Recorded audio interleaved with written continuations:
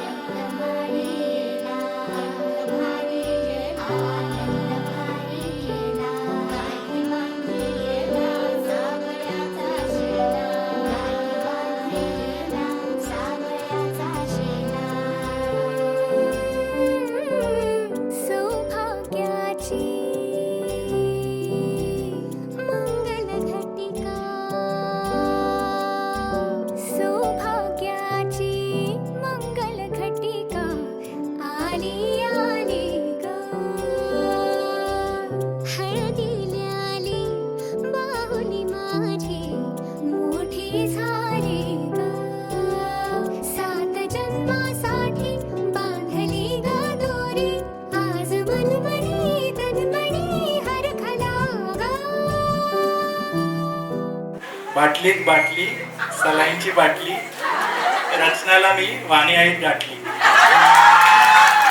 1 bottle 2 glass आणि माझा first class.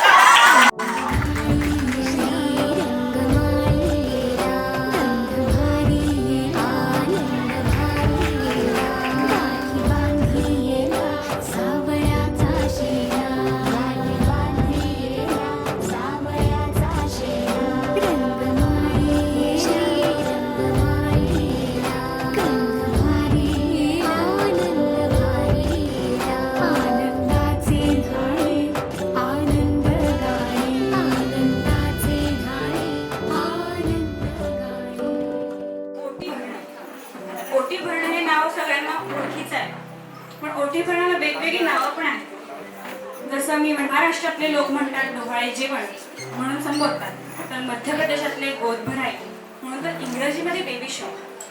म्हणूनच मला ओटी भरण्याबद्दल काही सांगायला कवितेच्या स्वरूपात आवडेल. डोह डोहल करी दोन हृदयाचे स्नेह फुलवे, सुरुवात 7 महिन्याची लहरीच्या सुंदर बाळाची, इच्छेने भरलेली ती माया आईच्या रूपातून पूर्ण करून तो बाळा. सुरेख वाडीने नटलेली आई मंजूर गाण्याने रमलेले ते बाळ. धनुष्य बाळासारखे ते शूर, कमळासारखी लाजरवाणी ज्ञानी ते, कुटुंबाच्या प्रार्थनेने प्रसन्न ती आई, मित्रमैत्रिणींच्या स्नेहाने साजलेले ते बाळ. ही कविता खास पूर्वाने तिच्या लाडक्या रचनाताईसाठी आजच्या दिवसासाठी केली आहे. सर एक जोरदार टाळ्या होत या दोघांचं कॉम्बिनेशन जाणून घेण्याकरता आपण यांची एक छोटीशी प्रेमळ अशी जर्नी काही गाण्यांमध्ये दर्शवणार आहोत.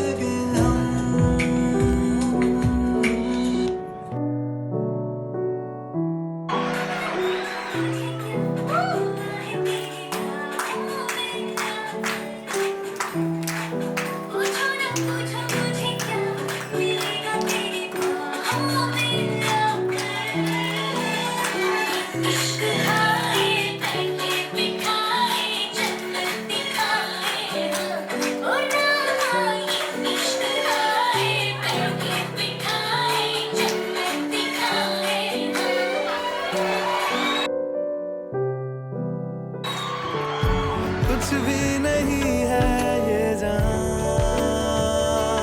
तू है तो है इसमें जिंदगी. अब मुझको जाना है कहाँ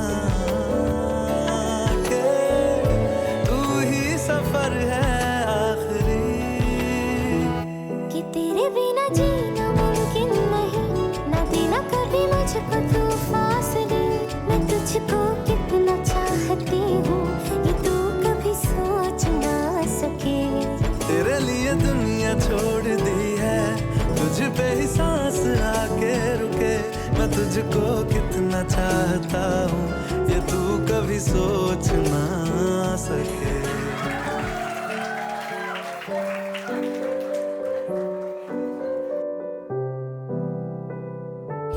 आवाज ते डोके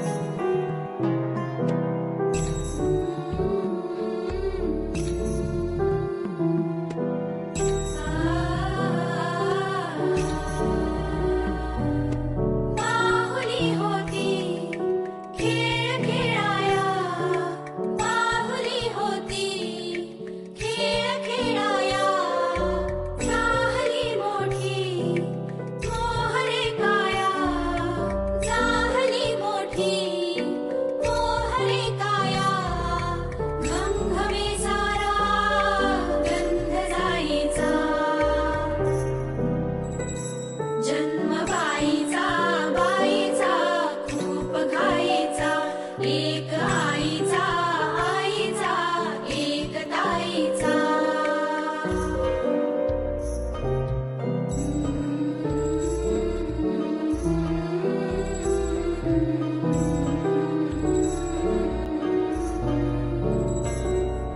काय मी सांगू काय हे झाले का तुला सखये नाहणे आले माय ही सांगे अर्थ मायेचा माय ही सांगे अर्थ मायेचा जन्म बाईचा बाईचा खूप घाईचा जन्म